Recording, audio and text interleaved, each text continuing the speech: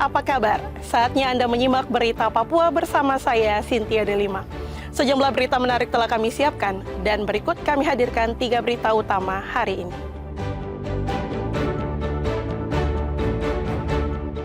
Misa Natal di Gereja Katedral Merauke dihadiri ribuan umat.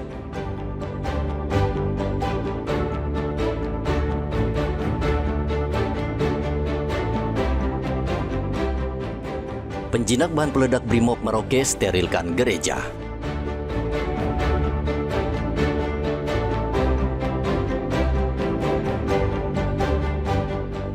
Menikmati keindahan Pantai Palong di Kota Jayapura.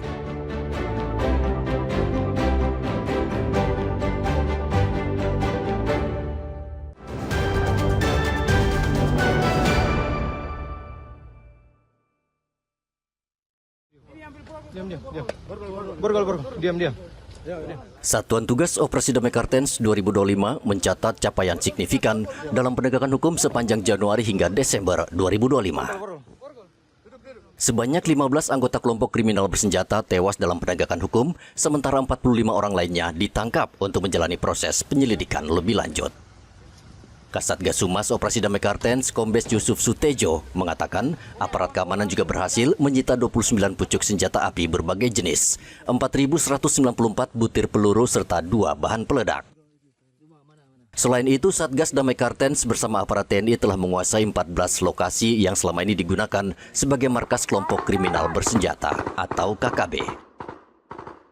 Kombes Yusuf Sutejo menyebut Kabupaten Yahukimo, Provinsi Papua Pegunungan menjadi wilayah dengan tingkat gangguan keamanan tertinggi. Tantangan utama yang dihadapi aparat keamanan adalah keterbatasan infrastruktur dan kondisi geografis yang sangat terpencil dengan akses wilayah yang seringkali hanya dapat dijangkau menggunakan helikopter atau perahu kecil. Hal-hal yang berhasil kita lakukan adalah kita berhasil mengamankan ada barang, ada dokumen, ada orang, ya. Dari barang dulu. Dari barang kita berhasil mengamankan senjata api kurang lebih 29 pucuk. Terus amunisi ada 4.194 butir. Magazin ada 45 buah. Bahan peledak ada 2 buah. Senjata tajam dan termasuk panah ada 93 buah. Lalu dokumen, ada 57 lembar dokumen, dan temuan berita-berita hoaks yang dilakukan oleh kelompok kriminal politik, termasuk influencer dari kelompok kriminal bersenjata, yaitu Sebi Sambung. Kenapa saya bilang influencer? Dia bukan sebagai narasumber, karena narasumber bukan jubir. Dia bukan juru bicara. Juru bicara itu ketahuan tempatnya, tapi kalau influencer itu tidak ketahuan tempatnya, bisa dilakukan di mana saja. Dan Sebi Sambung hanya merupakan seorang influencer yang pro kepada kelompok kriminal bersenjata. Tahun 2026, Satgas Damai Kartens akan terus memburu dan menangkap KKB karena sangat meresahkan warga, terutama warga dan aparat yang bertugas di wilayah Pegunungan Tengah Papua. Hendra dan Riantonai melaporkan dari Kota Jayapura, Papua.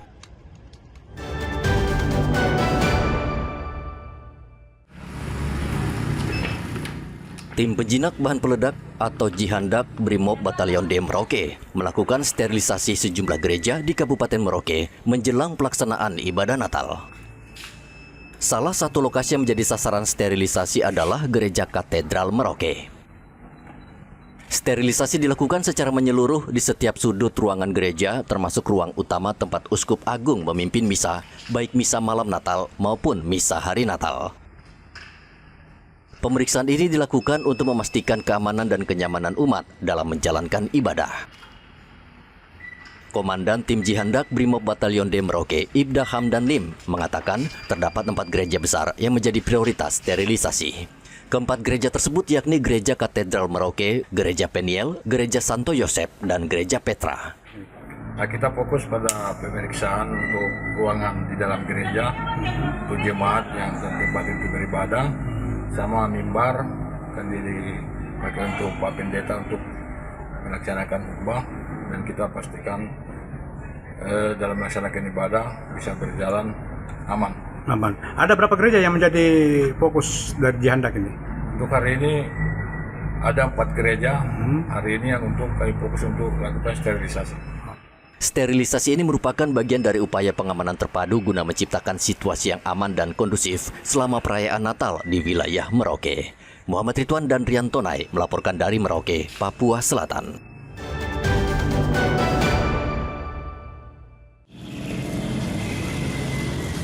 Pertamina mengambil tindakan tegas dengan memblokir 16.800 barcode kendaraan roda 4 yang terindikasi melakukan penyalahgunaan BBM bersubsidi.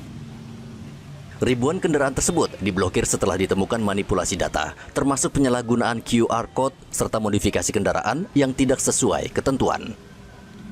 Pemblokiran dilakukan setelah melalui proses evaluasi dan pengawasan terhadap transaksi BBM subsidi yang dinilai tidak sesuai dengan aturan yang berlaku. Langkah pemblokiran ini sejalan dengan kebijakan pemerintah dalam menekan praktik penyelewengan BBM bersubsidi yang berpotensi merugikan negara serta mengganggu ketersediaan pasokan bagi masyarakat yang berhak. Sampai dengan bulan akhir November kemarin, ini yang terdata itu sudah sekitar lebih dari 16.000 yang sudah kita blokir terkait dengan barcode-barcode yang memang ditenggarai ini terlibat dalam pelanggaran-pelanggaran. Bervariasi sih, tapi kalau memang dominan yang paling banyak pasti kan ini adalah roda 4 ya, karena ketika memang itu mungkin ada melibatkan modifikasi tangkinya pun secara volume juga lebih banyak nanti volume yang memang dibuat dalam tindakan-tindakan yang ilegal tersebut. Pengendara yang diblokir barcode-nya tidak bisa mengisi BBM bersubsidi. Hendra dan Rian Tonai melaporkan dari Kota Jayapura, Papua.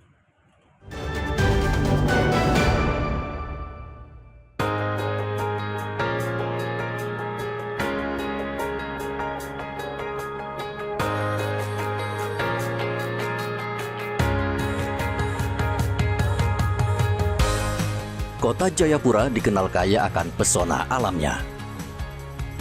Jika Anda berkunjung ke ibu kota Provinsi Papua, terdapat beragam destinasi wisata yang layak untuk dijelajahi. Salah satunya adalah Pantai Palong yang terletak di distrik Muara Tami.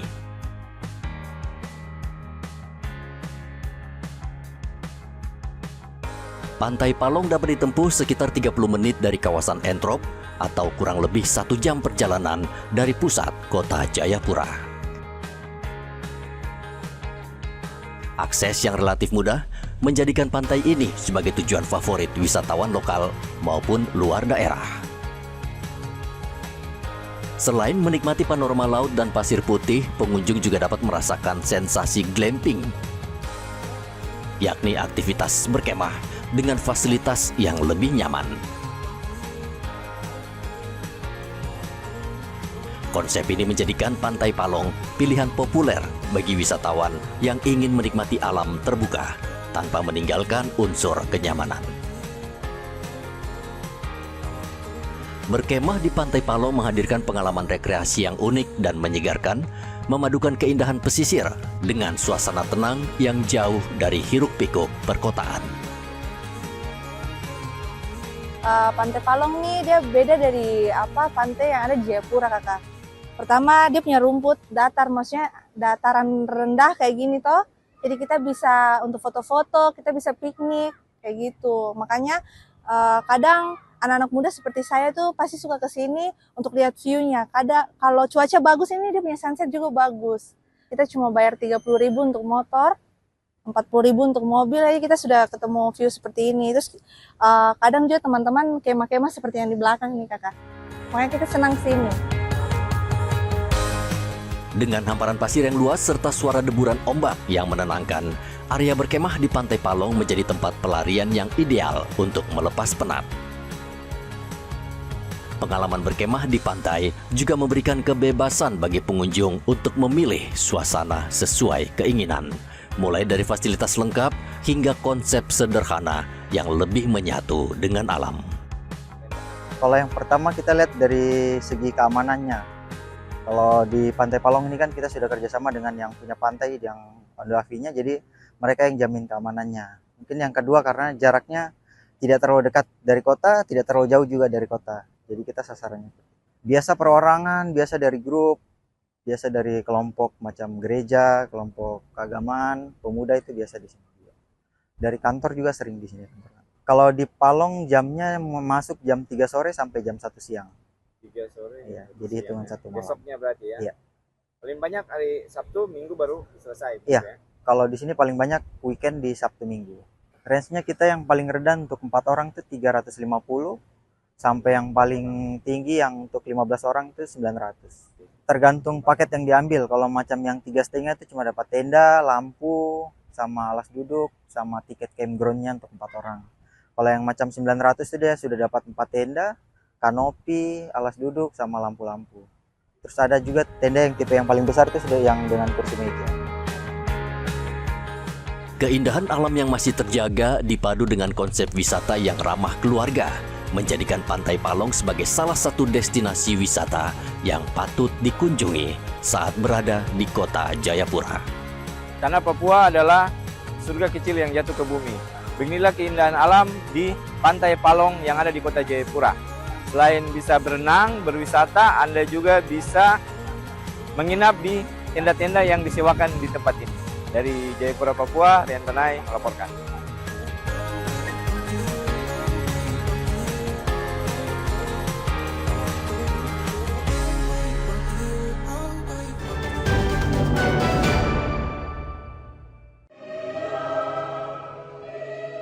Misa malam Natal di Gereja Katedral Santo Franciscus Xaverius yang terletak di Jalan Raya Mandala, Kabupaten Merauke, dibanjiri ribuan umat Katolik.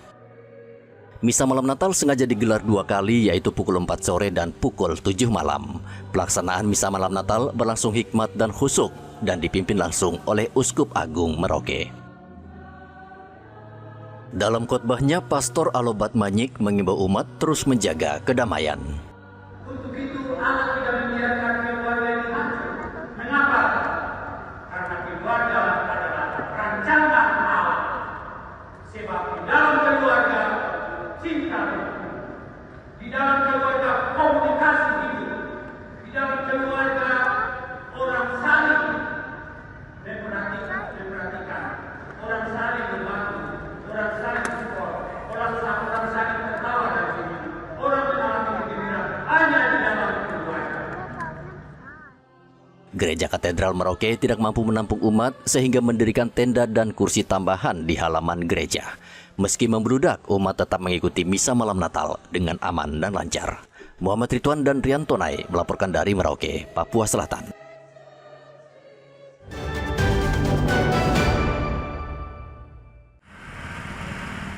Perayaan Misa Malam Natal dan Misa Hari Natal menjadi salah satu titik fokus pengamanan aparat kepolisian dalam rangka operasi Natal dan Tahun Baru di Kabupaten Merauke, selain pengamanan kegiatan Natal lainnya. Untuk memastikan keamanan dan kelancaran ibadah, Polres Merauke menempatkan sebanyak 3 hingga 7 personel kepolisian di setiap gereja yang melaksanakan Misa Natal. Kabak Ops Polres Merauke AKP Irwanto Sawal mengatakan fokus utama pengamanan adalah keselamatan umat yang mengikuti misa, termasuk pengawasan terhadap barang bawaan jemaat. Jadi semua anggota itu dia sudah tahu tempatnya dia di mana. Nah, itu mereka yang nanti sebelum masuk ke tanggal 24 pelaksanaan misa mereka yang akan sterilisasi. Nah, untuk kegiatan sterilisasi ini apa saja yang menjadi objek pengamanan nih Pak Kabak? Ya kalau kita objek pengamanan itu terutama manusia, barang-barang yang itu ya tadi saya bilang barang ini kan dia mengikuti dengan manusia, barang-barang terlarang, ya toh. Jadi itu sudah terutama jemaat yang dalam sehingga mereka bisa nyaman. Dan tadi juga ada dari pihak TNI sudah minta terkait dengan data semua mereka juga nanti bergabung di TNI Polri bersama-sama bergabung di pengamanan gereja. Sesaat sebelum misa dimulai, petugas juga sterilisasi gereja, pemeriksaan terhadap umat, serta barang bawaan guna memastikan situasi tetap aman dan kondusif. Muhammad Ridwan dan Rian Tonai melaporkan dari Merauke, Papua Selatan.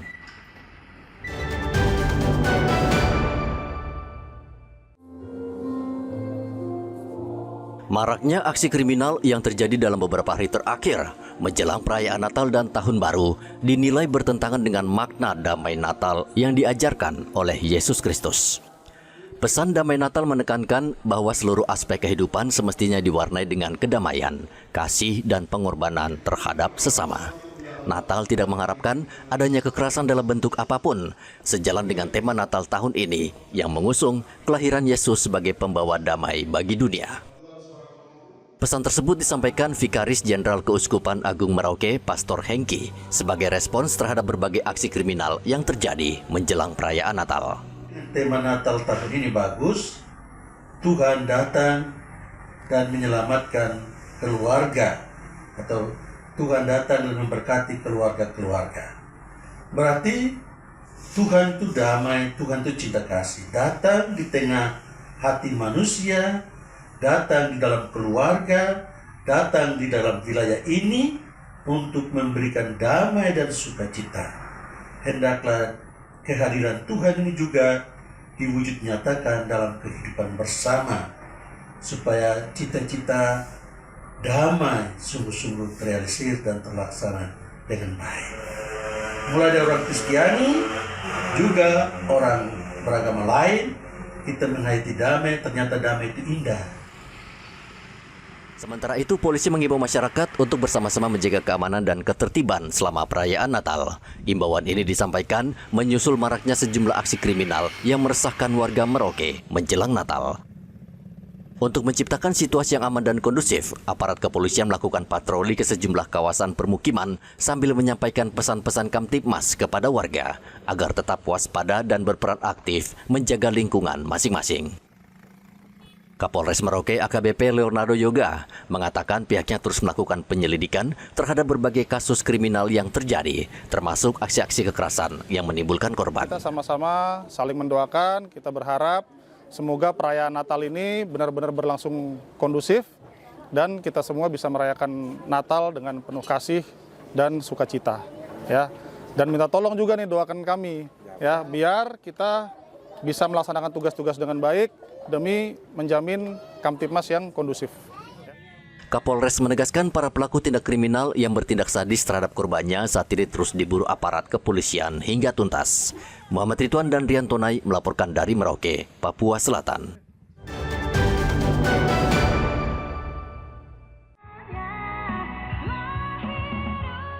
Pemerintah Kota Jayapura menyerahkan sebanyak 38 rumah layak huni kepada warga orang asli Papua.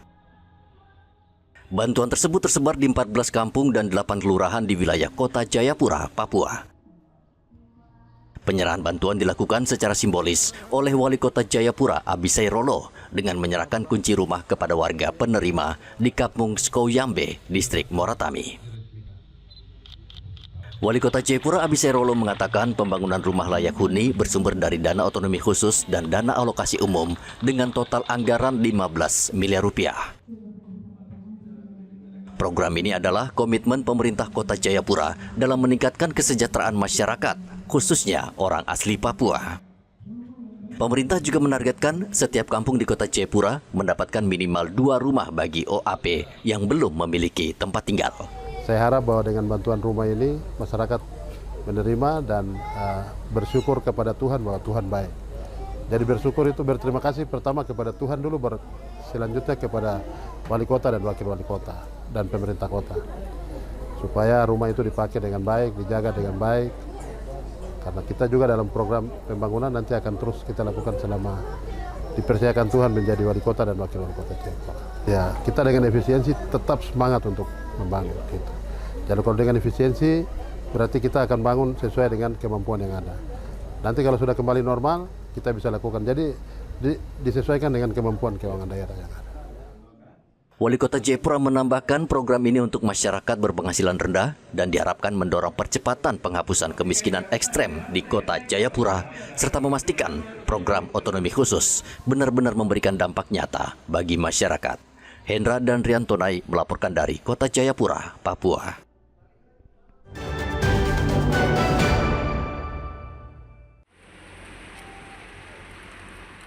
Menyambut Hari Raya Natal, Polda Papua melalui Panitia Natal membagikan bingkisan Natal kepada masyarakat, khususnya petugas pembersih jalan dan pengangkut sampah.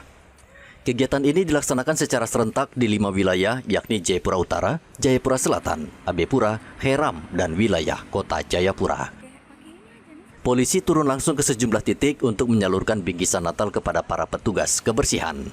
Warga berterima kasih atas bantuan sembako sebagai kado Natal mereka. Untuk Bapak Kapolda, saya mengucapkan terima kasih banyak atas bimbingannya. Tuhan berkati selalu dan seluruh kami yang bekerja semua, Tuhan berkati dan selalu melindungi dan selalu bekerja untuk bangsa dan bangsa. Terima kasih Bapak Kapolda atas bantuan dan kasih kado Natal di tahun ini buat Bapak Kapolda dan Polda Papua ya, atas bingkisan Natal itu. Terima kasih.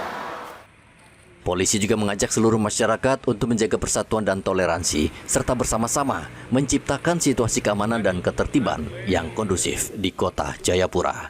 Rianto Nai melaporkan dari Kota Jayapura, Papua. Informasi tadi menutup perjumpaan kita di Berita Papua hari ini.